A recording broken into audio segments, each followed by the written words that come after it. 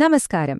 ഇന്ന് നമ്മൾ സംസാരിക്കാൻ പോകുന്നത് നമ്മളെല്ലാവരെയും എപ്പോഴെങ്കിലുമൊക്കെ പിടികൂടുന്ന ഒരു കാര്യത്തെപ്പറ്റിയാണ്. ദേഷ്യം, അല്ലേ? അപ്പോ ഈ ദേഷ്യമെന്ന വികാരത്തെക്കുറിച്ചും അതിനെ എങ്ങനെയൊന്ന് ശരിക്ക് കൈകാര്യം ചെയ്യാമെന്നും നമുക്ക് ആഴത്തിലൊന്ന് നോക്കാം. അപ്പോ നമുക്ക് കാര്യത്തിലേക്ക് കടക്കുന്നതിനു മുൻപ് ഒരു ചോദ്യം നിങ്ങൾ നിങ്ങളോട് തന്നെ ഒന്ന് ചോദിച്ചു നോക്കൂ.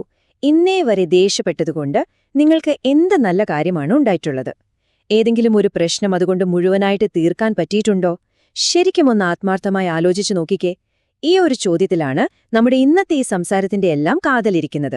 ശരി, അപ്പൊ ദേഷ്യത്തിന്റെ ആദ്യത്തെ ഇര ആരാണെന്നറിയോ? വേറാരുമല്ല, നമ്മൾ തന്നെയാണ്. ദേഷ്യപ്പെടുന്ന ആൾക്ക് തന്നെയാണ് ഏറ്റവും കൂടുതൽ ദ്രോഹം കിട്ടുന്നത്. അതാണ് നമ്മൾ ആദ്യം മനസ്സിലാക്കേണ്ട പോയിന്റ്. ഈ ഒരു വാചകം നോക്കൂ, എന്തൊരു പവർഫുള്ളാണല്ലേ! ദേഷ്യമെന്ന് പറയുന്നത് കത്തുന്ന ഒരു കൽക്കരി പോലെയാണ്. നമ്മളത് വേറൊരാളുടെ നേരെ എറിയാനായിട്ട് കയ്യിലെടുക്കുന്നു.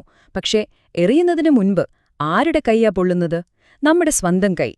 നമ്മൾ വിചാരിക്കും നമ്മൾ മറ്റൊരാളെയാണ് വേദനിപ്പിക്കുന്നതെന്ന്. പക്ഷേ സത്യത്തിൽ ആദ്യത്തെ പൊള്ളൽ നമുക്ക് തന്നെയാണ് ഏൽക്കുന്നത്. ഇതാണ് നമ്മൾ ഓർക്കേണ്ട ഏറ്റവും പ്രധാനപ്പെട്ട കാര്യം. ഇനി ഒരു സിമ്പിൾ ലോജിക് ആലോചിച്ച് നോക്കിയേ. ദേഷ്യം കൊണ്ട് പ്രശ്നങ്ങളൊക്കെ പരിഹരിക്കാൻ പറ്റുമായിരുന്നെങ്കിൽ ഈ ലോകത്തിന്ന് എന്തെങ്കിലും പ്രശ്നങ്ങൾ ബാക്കിയുണ്ടാവുമായിരുന്നോ? ഇല്ലല്ലോ. കാരണം ദേഷ്യപ്പെടാൻ ആൾക്കാർക്ക് ഒരു പഞ്ഞുമില്ല. അപ്പൊ കാര്യം സിമ്പിളാണ്. ദേഷ്യം ഒരു പരിഹാരമേ അല്ല, അത് പ്രശ്നങ്ങളെ കൂടുതൽ വഷളാക്കുകയുള്ളൂ. അപ്പോ ഈ ദേഷ്യം നമ്മുടെ മനസ്സിനെ മാത്രമല്ല ബാധിക്കുന്നത് കേട്ടോ. നമ്മുടെ ശരീരം ഇതിന് വലിയൊരു വില കൊടുക്കുന്നുണ്ട്. നമ്മളാരും അത്ര ശ്രദ്ധിക്കാത്ത ഒരു മറഞ്ഞിരിക്കുന്ന വിലയാണത്. എന്താണെന്ന് നമുക്ക് നോക്കാം. ഒന്ന് ആലോചിച്ചു നോക്കൂ. നമ്മൾ ദേഷ്യത്തിൽ അലറുമ്പോൾ ആ വാക്കുകൾ പുറത്തേക്കാണ് പോകുന്നത്, അല്ലേ? പക്ഷേ അതിന്റെ യഥാർത്ഥ ആഫ്റ്റർ എഫക്റ്റ് എവിടെയാ സംഭവിക്കുന്നത്? നമ്മുടെ ശരീരത്തിനുള്ളിൽ തന്നെ. ഓരോ തവണ ദേഷ്യപ്പെടുമ്പോഴും ഒരു വിഷം നമ്മുടെ രക്തത്തിലേക്ക് കലരുന്നതുപോലെയാണ്. ഇതൊരു വെറും പറച്ചിലല്ല, ഇത് സയൻസാണ്. നമ്മുടെ ശരീരത്തിൽ നടക്കുന്ന കെമിക്കൽ റിയാക്ഷനുകളാണ് ഇതിന് കാരണം. അപ്പോ ഇതാണ് ഇതിലെ ഏറ്റവും വലിയ തമാശ. നിങ്ങളുടെ ദേഷ്യം ചിലപ്പോ മറ്റൊരാളെ ബാധിച്ചെന്നിരിക്കും, ചിലപ്പോ ഇല്ല. അതിലൊരുറപ്പും ഇല്ല. പക്ഷെ ഒരു കാര്യത്തിൽ 100% ഗ്യാരണ്ടിയുണ്ട്. അത് നിങ്ങളെ എന്തായാലും ബാധിക്കും. ഓരോ തവണ ദേഷ്യം വരുമ്പോഴും നമ്മൾ നമ്മുടെ ഹൃദയത്തെയും മനസ്സിനെയും വേഗത്തിൽ പ്രായമാക്കുകയാണ്. നമ്മൾ നമുക്ക് തന്നെ കൊടുക്കുന്ന ഒരു പണിഷ്മെന്റാണിത്. ഒരു ലാഭവുമില്ലാത്തൊരു ശിക്ഷ.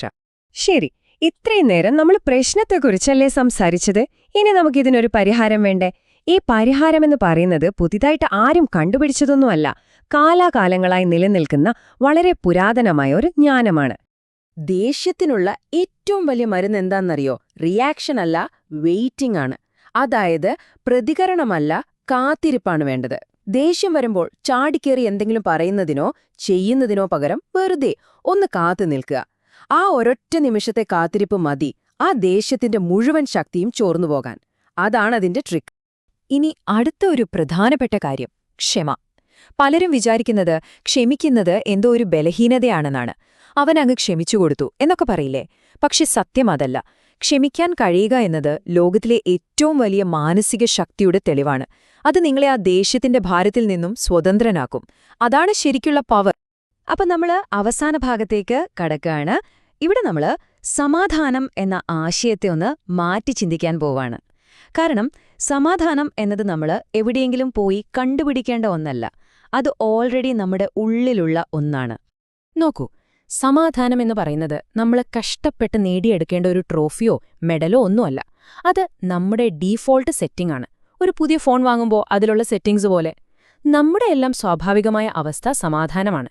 പക്ഷേ ഈ ദേഷ്യം, വാശി തുടങ്ങിയ ചീത്ത ശീലങ്ങൾ കൊണ്ട് നമ്മൾ ആ ഡീഫോൾട്ട് സിസ്റ്റത്തെ അങ്ങ് അടിച്ചമർത്തി വെച്ചിരിക്കുകയാണ്. നമ്മൾ ചെയ്യേണ്ടത് ആകെ ഇത്രയുള്ളൂ. ആ ശീലങ്ങളുടെ മറയൊന്നു മാറ്റി നമ്മുടെ ഒറിജിനൽ അവസ്ഥയിലേക്ക് തിരിച്ചുപോകും. അപ്പോ അവസാനം ഈ ചോദ്യം നിങ്ങളോടാണ്.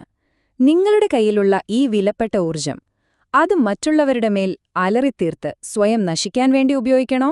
അതോ കുറച്ച് ആത്മനിയന്ത്രണം പാലിച്ച് നമ്മുടെ ഉള്ളിലുള്ള ആ സമാധാനത്തെ വീണ്ടെടുക്കാൻ വേണ്ടി ഉപയോഗിക്കണോ? തീരുമാനം അത് പൂർണ്ണമായും നിങ്ങളുടേതാണ്. ഒന്നാലോചിച്ചു നോക്കൂ.